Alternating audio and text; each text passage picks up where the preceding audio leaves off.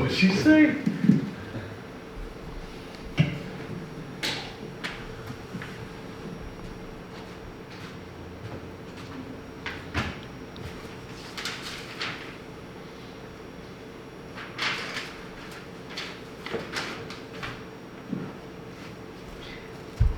This makes me want to be in a band. Who's in a band here? I gotta ask. What's your band name? Death Island. What is it? Death Island. Okay. John. I'm in a band. Wait, I thought you were a stand-up comedian. Yeah, that too, on the side. Okay, so I learned something about stand-up comedians. This could be really dumb, but you never ask them to tell you a joke on the spot. I got scolded once. I didn't know that was a thing. But anyway,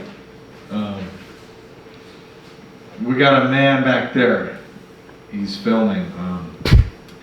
Tage back there. Yo, this is gonna rock. Anyway, so I want to disclose it here. So basically, after this event, John has welcomed me into his house for the next couple weeks to make a film on him, his life, and who he is. I'm looking forward to, figuring him out. Yeah, good luck. Well, the question is like, am I going to be able to do it? You guys think I'm going to be able to do it or not? Ooh, yeah. No. I'm gonna make it as difficult as possible. Bust his balls all the time. My question is, what do you think is going to be the hardest part for me? Listen to me ramble and trying to pick out The good stuff? Yeah. All right, so let's get into this. So this is John McEntee from Incantation. McEntee. Thank you guys. It's an honor to be here. This is Big Will from the Heavy Hole Podcast. I'm liking the DeWalt hat. We got a theme going on. Yeah, my we got an producer endorsement. going for that. Heavy hole. Drill your holes with the wall. I like Milwaukee. Blue collar, definitely. What you guys think of Milwaukee? Not as good. Anyway, okay. Metal Fest is better than the Tools. So yeah, I'm excited to hear your thoughts on the documentary tonight. So I'm just gonna go for it.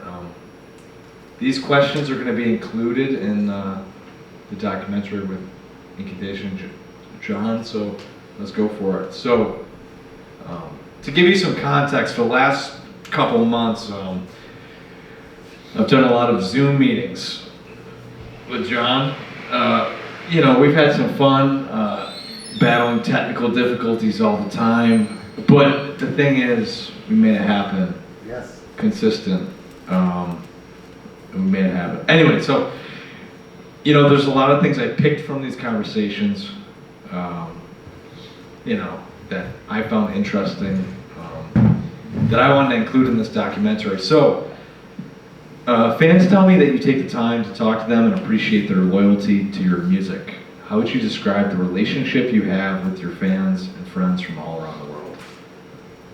Well, that's pretty easy. We're all pretty much the same. I mean, I just play music, and I've been very fortunate that people give a crap about what I do. But, metalheads at the show, regardless of anything, they're, just like I was as a kid, and going to shows, loving music. And I know, it didn't matter to me if it was big bands, small bands. I get to meet someone that just played on stage or something, and those are important moments in my life, we'll say. And I'm the kind of person I appreciate all the stuff that I've been fortunate enough to get fortunate enough to be able to put out albums, have people give a crap about the music I play, be able to do it for a long time, be part of the beginnings of something, greater than myself musically. So, you know, I appreciate all that, and I want, you know,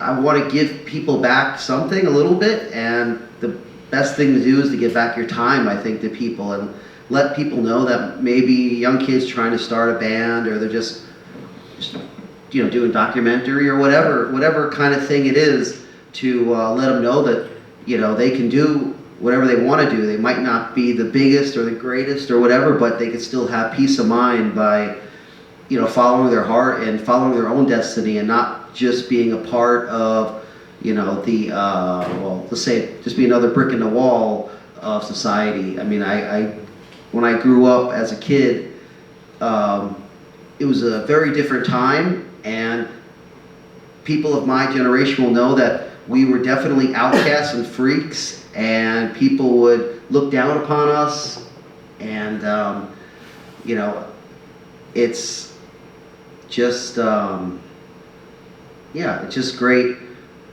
to you know, be able to let people know that, you know, like I said, we're all the same. Get off track a little bit. See, that's my rambling, but I can't help it. Totally. I remember going to high school. I had these Bose soundproof headphones, right? Mm-hmm. Oh, they're awesome. They are great. You put them on, you can't hear anything. And let's put it this way: if it wasn't for music, man, and just walking down the hallway and just doing my own thing, like, I don't know where I'd be. And yeah, that's kind of my input on it. Yeah, I mean, most metalheads, I think, are outcast in some sort. I mean, maybe, I don't know what it's like now because I'm not a kid now, but I think for the most part we're all connected through some sort of just wanting to be ourselves and not be just a, you know, the part of society, you know, the part of society norms, I guess, I'd say. I mean, I definitely was a major outcast in my school. I mean, I came from Fair Lawn, New Jersey, and it's not known for its metal scene at all. Back then, I mean, I don't think now either, but yeah, I grew up as a freak, so I appreciate freaks because I'm one of them myself. I still am. I just get to do it on stage and be a freak now before, you know, before I just go in a pit or thrash out or just wonder what the fuck, why this world is the way it is. And I guess I always felt different than the way things were supposed to be in this world. Great. That's a great answer. So you said something powerful to me about how the world divides people, but music brings everyone together. Can you please explain this in relation to why you do what you do? Well, I don't do music for any great cause or trying to bring people together. That's like an added bonus. Yeah, I mean, kind of what a few people like Dan Loker and Barney Greenway said. It was like, it's kind of selfish, the music that we play, but that's what makes it great. But being able, I've witnessed it over the years, realizing that we're doing something that is what we wanted to do early on, we want to do now. We're very, yeah, selfish is the best way to put it as a band. It's not like we were trying to start a band that was going to be popular or whatever. So when people do enjoy our stuff, it's more personal, we'll say. Because they're enjoying something that is really honest to us and not, you know, not trying to be crowd pleasers. So it kind of brings people together that, you know, have something in their life that brought them to our show, and we all, you know, just kind of be able to relate. We can relate to them. There's something, there's a connection between the music that we play and the reason why people like it, and that is something that brings us together as a people. And I think it's good. I mean, there's so many things in life, and I mean, it's just ridiculous the amount of things that want to separate people for whatever reason and try to put people against each other. But you can get to go to a metal show and just enjoy a freaking metal show and not worry about the bullshit of life. I mean, I know there's bands that like to be political, and I get all that, but for me, it's an escape. It's escape from the real life. If I want to live deal with bullshit, you can turn on the news and you hate everybody, But, a show is a place where we're all there for one thing, for metal, to enjoy a show and to have a good time. And that's, I think that's a good thing in the world to have those kind of things. And hopefully, just by doing that, people realize that, we're all closer than we are different. The differences are minor, we'll say, to some extent. The things that keep, the music pulls us together and brings out all the positive things. I don't know how, I'm not sure I'm describing it properly, but I think you get the gist. Totally.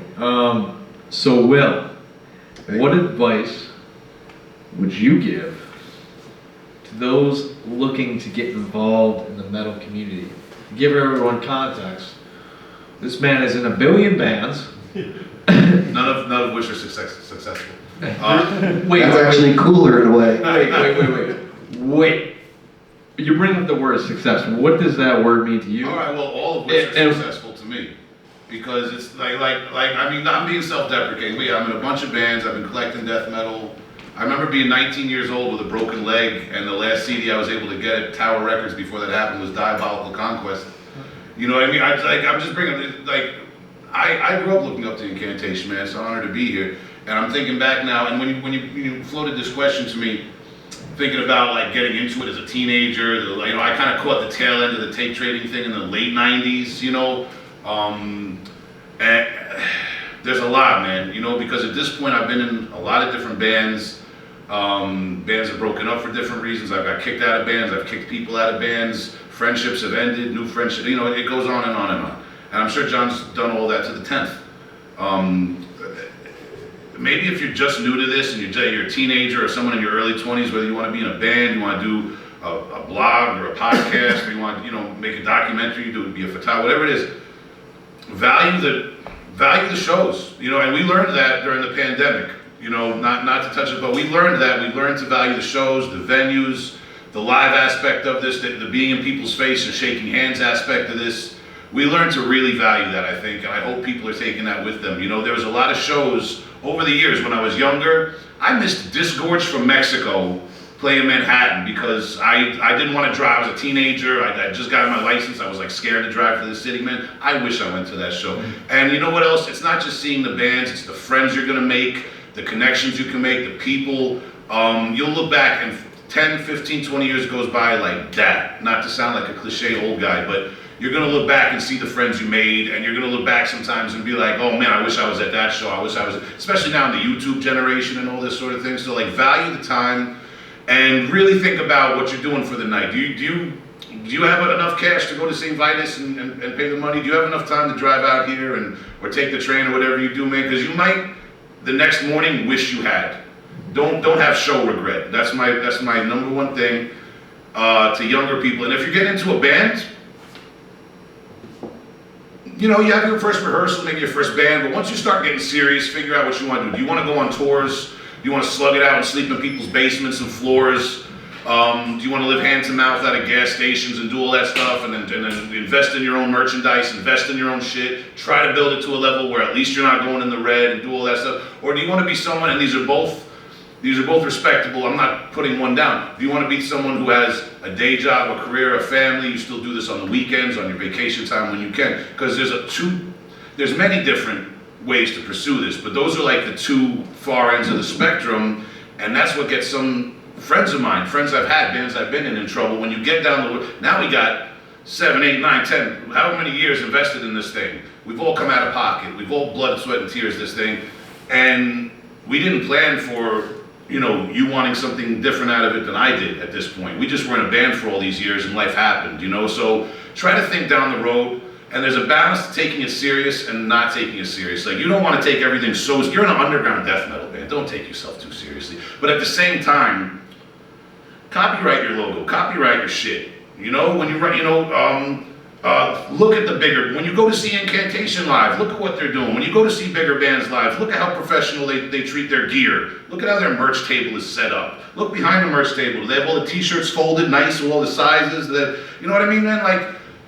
look at the bigger bands. I was in a band for many years, and we were fortunate enough to be in a position where we opened up for several other bands, and then Black Dahlia Murder. We were the little guys on a package store, Cattle Decapitation, Goat Whore. I've been in positions where I've been able to be the little guy, kind of, warming up the bathroom at the beginning of the night. And I watch those bigger bands, and you learn a lot from watching the people who do it night after night and who have slugged it out for 20, 30, even 40 years in some cases. So watch the older guys and decide what you want. There's nothing wrong with getting married and starting a family and having a square job and all that. You're gonna end up better when you're 70 than me. But think about that guy who's in your band who all he wants to do is tour the world. He doesn't care if he dies poor. His desires and dreams and aspirations are just as important as yours. You might just have two different ways of looking at things. So I'll stop rambling there, but those are like some important points that came to my mind, like kind of trying to reflect back. And treat your CDs and tapes and records like gold. I have so much shit from the 90s when I had no idea Discogs was gonna be a thing, and it's like scratched. It was in my Discman in high school. I would bring it, but yeah, that's it. That's all I'll say. I'll stop now. I'm laughing. That's great inside. stuff. I'm laughing inside because my father, he looks at me and he's like, "You don't plan to sell those vinyls, right?" My parents' vinyl. I go, "Dad, no, I'm not selling your vinyls." He's like, he guards those things with his life, and I'm like, I gotta do the same. That's my retirement. That's my pension plan right there. Is my vinyls. All right, so back to John. So you once said to me, a heavy quote, "Before I die, I know I lived my life to the fullest." Can you explain this quote in further detail? Well, yeah, I mean, that's also pretty simple. I mean, I had just like, thousands of kids in the 80s, having the dream to be able to play music and, put out records and tour the world or whatever. Yeah, I mean, we didn't get to do it as big as Iron Maiden or Dokken or anybody like that, but we've still been able to travel all over the world and have thousands and thousands of fans, and it just, I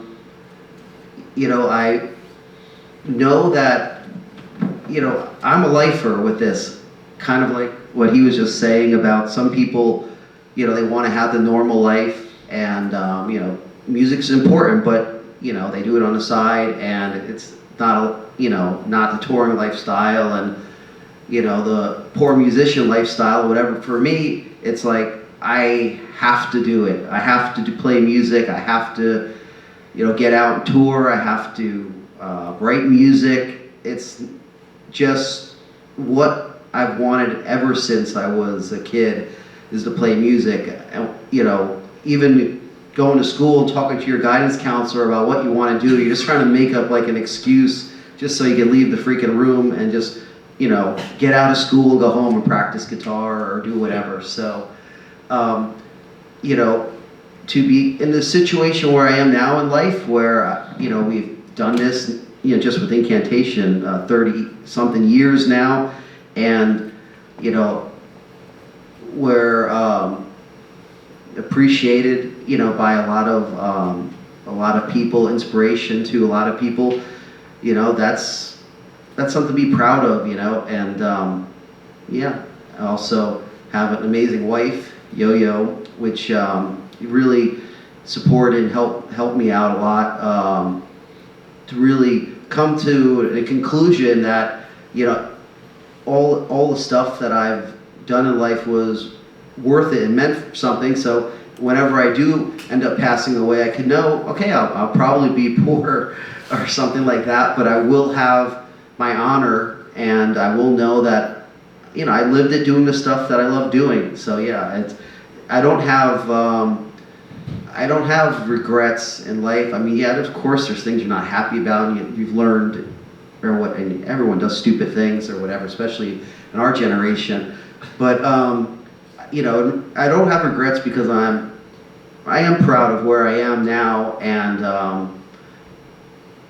all my goals, all my realistic goals that I made for myself, I've accomplished. So it's like, really for the last, who knows how many years, say the last 10 years or whatever, more, it's pretty much just been like added bonus time playing music and stuff to be able to continue doing it, because yeah, we thought it was going to be like a short thing, you know, put out, if we're lucky, we put out a 7-inch, maybe put out an album, everybody will hate it, and then we'll, you know, have to figure out how to go on in life or whatever. So yeah, I'm pretty, you know, I'm happy with my life. I feel like I'm not, you know, I mean, I have a lot of goals, but I'm not, still, you know, goals for the future and stuff, but I definitely am proud of what I've accomplished, what the band's accomplished, and all the people that,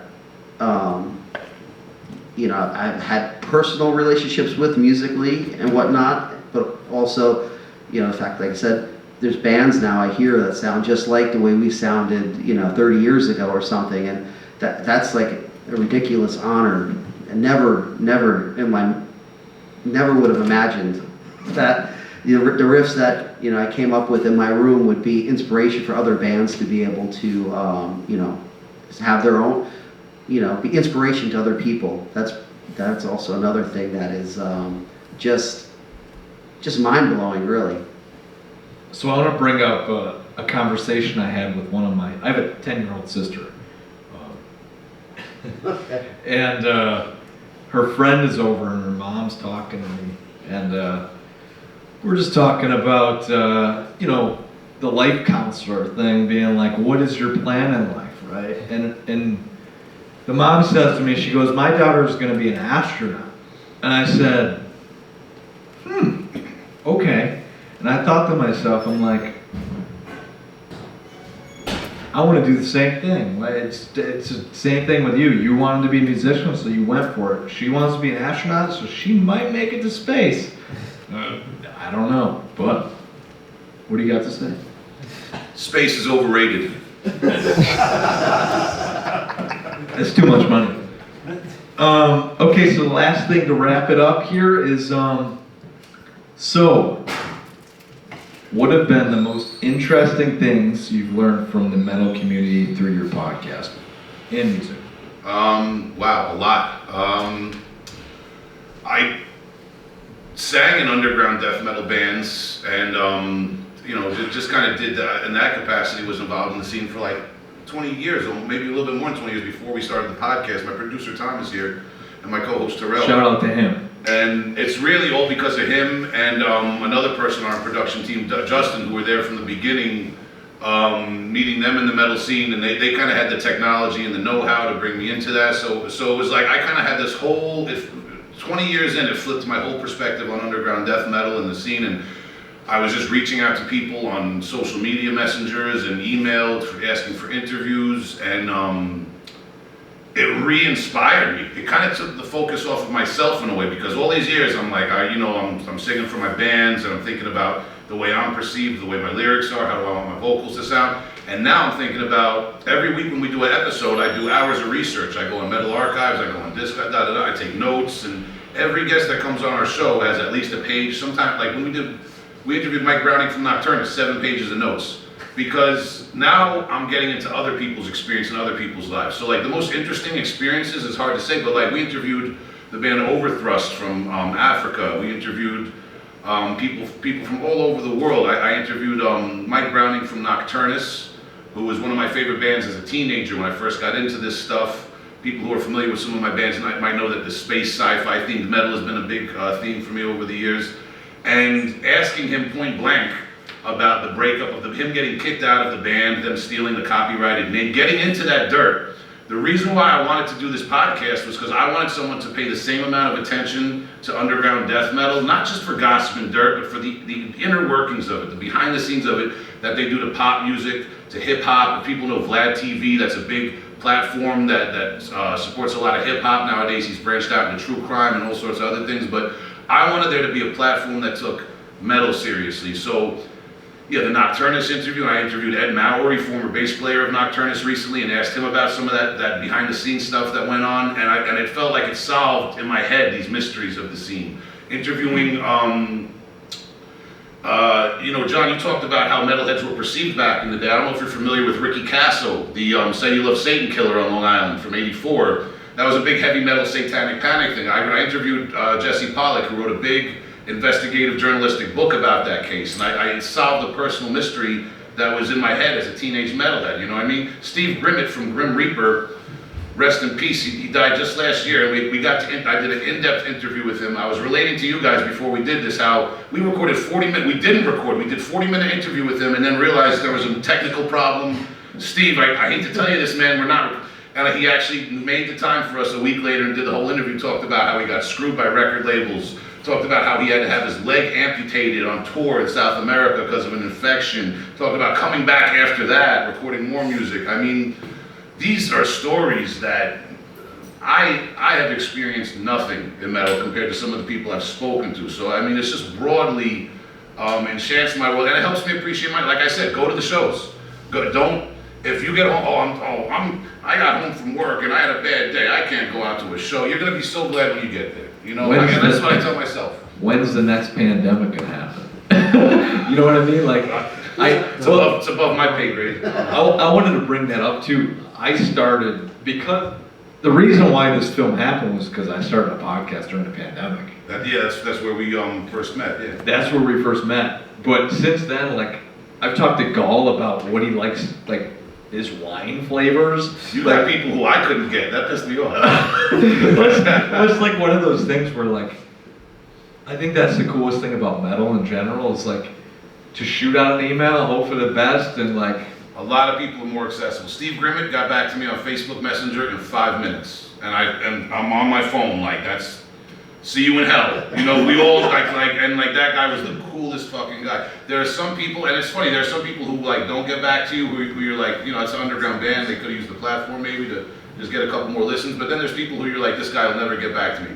Bam, a minute, they're like, yeah, man, when do you want to set it up? You know, man, some really cool people, man. There's a reason why people know their name. Yeah, And their band. Right. You're right. They do get back. You're right. I mean, I was just watching, there was an interview with Merle, Gigi Allen's brother, that came up on YouTube the other day, and he was saying Gigi back in the day would do an interview with any zine, anyone, just to get the name out. You know, he was always doing that, so it's true, you know. I think maybe we take that for granted in the internet era, you know. I wanted to bring that up too. John, you know, I've been doing a lot of research on this guy, right? And, and the biggest thing I've realized is, like, oh my gosh, like, interviews, like, it's like one of those things where, like, you gotta be accessible, and you humanize the situation. Obviously they're a big band, but you realize that, I think the first time we talked, I was like 21. And I was like sitting at home, and I was like, I don't know, like, I had no name for myself or anything, but he was like, fuck it, I'll talk to him. Like, who cares? But that's how you gotta be. And that's why I'm doing a documentary with him. Yeah, well, I mean, it doesn't, if people want to do an interview, it's like, of course, I mean, it's not like you have to have, you know, these credentials, or you have to be good enough to be interviewed. You just, you know, if someone offers it up, it's like, they're going to spend their time, they want to learn something or know something, or it's like, why not do it? It's like, worst case scenario is the interview sucks, but it sometimes happens, but in this case it didn't suck, but, you know, even if it did suck, it's still fine, you know, because it's also not a contest either, you know. It's, you need to respect people's time and effort. They're going to take the time out to want to do an interview with me, you know. I'm going to want to do the interview. I want to get back to you about it. I mean, yeah, I have a busy life myself too, but it's important to, you know, respect other people's time, you know, just like you respect the people when they come to the show. You want to give them the best show possible because they're spending money, taking time out of their day to come watch you play. Same thing with an interview, they're taking time out of, you know, day. It's okay, it's one person, but it's, you know, it's no difference. I mean, we've played shows with 10 people or, you know, 10,000 people at it, and it's always 100%. You do the same, you know, you put the same effort into everything regardless of it, and it's the same thing with interview. You take, you know, the response, you know, you do the interview just as good for somebody, I have no clue who the hell they were, or somebody that I've been doing interviews with for 20 years. I take the same amount of time and, try to do the best I can. I mean,